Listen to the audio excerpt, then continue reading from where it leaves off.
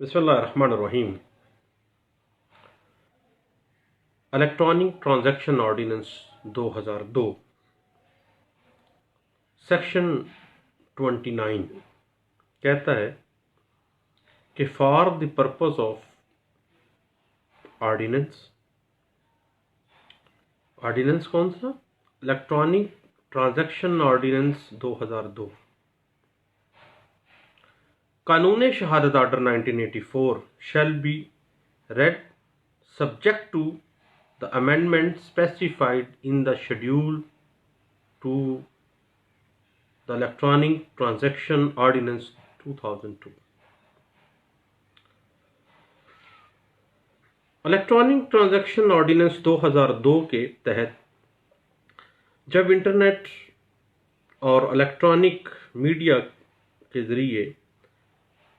Transactions, लेन then, कारोबार, गुफ्त व शनीद को कानूनी हैसियत दी गई, तो उसके साथ ही इन इलेक्ट्रॉनिक डॉक्यूमेंट्स की जो डॉक्यूमेंट्री एविडेंस थी उनको भी तस्लीम कर लिया गया।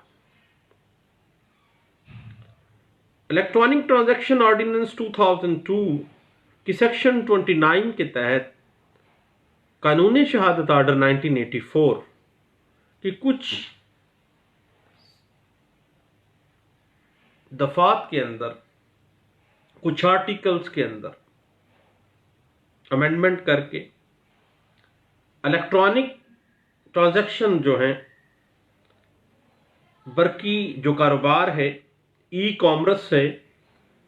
इलेक्ट्रॉनिक मीडिया के ज़रिए जो कारोबारी लेन देन है, उनकी जो दस्तावेज़ात है, उनकी जो इंफॉर्मेशन है, जो डेटा इंटरनेट के ऊपर पड़ा हुआ है,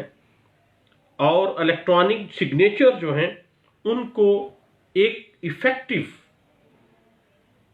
डॉक्यूमेंट्री एविडेंस का दर्जा दिया गया। आर्टिकल 2 कानून शहादत ऑर्डर 1984 में जो अमेंडमेंट की गई,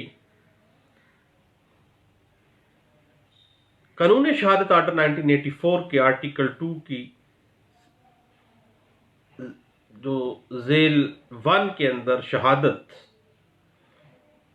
क्लास ई और क्लास एफ का इजाफा किया गया है। अब क्लास ई के मुताबिक जब कभी कहीं भी कोई भी बरकी मालूमात, electronic information,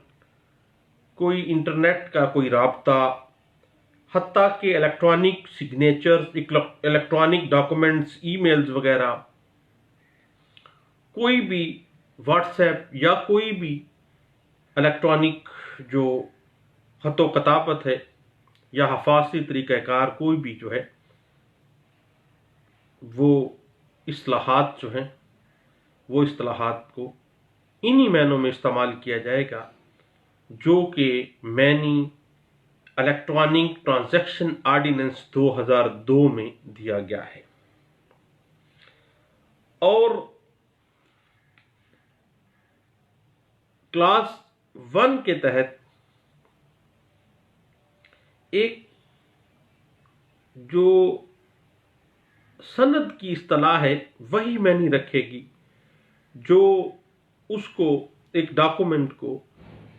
electronic transaction ordinance 2002 के तहत जो मीनिंग्स दिए जाएंगे।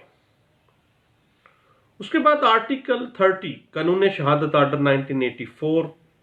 के अंदर जो अमेंडमेंट की गई वो ये है, आप सबको पता है कि आर्टिकल 30 कानून शहादत ऑर्डर 1984 एडमिशन के मुताल्लिक है। इसमें एक तोज़ी का इजाफा किया गया है जिसके मुताबिक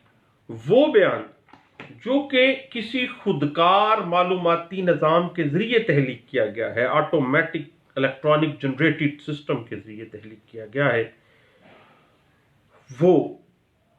बयान उस शख्स से वाबस्ता किया जाएगा जिसने उस खुदकार बरकी मालूमाती निज़ाम पर इख्तियार रखते हुए इसको इस्तेमाल किया है, जिसने वो डॉक्यूमेंट या वो मैसेज बनाया है या वो भेजा है। आर्टिकल 30 में ये अमेंडमेंट की गई।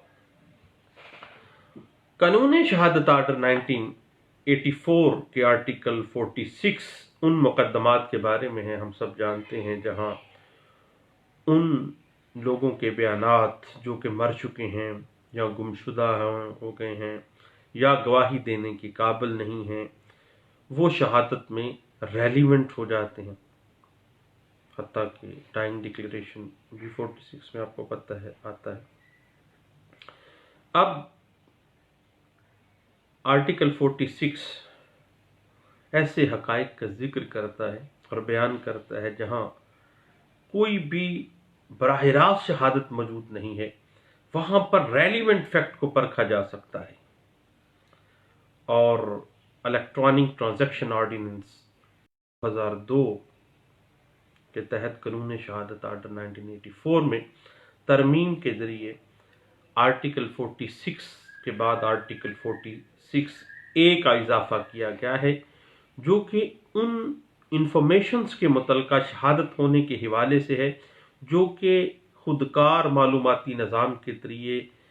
तहलीक हो जाते हैं, महफूज हो जाते हैं या हासिल हो जाते हैं। मसलन CCTV कैमरा है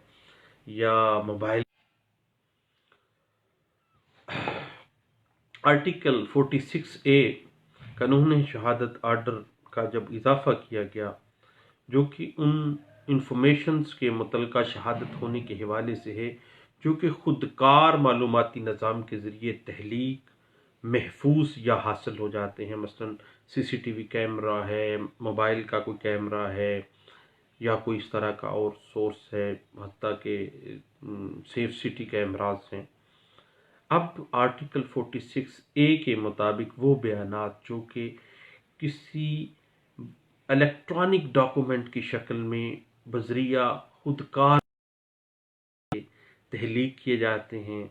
रिकॉर्ड होते हैं या हासिल होते हैं, कानून शहादत आर्डर 1984 के आर्टिकल 46A जिसका इजाफा किया गया उसके तहत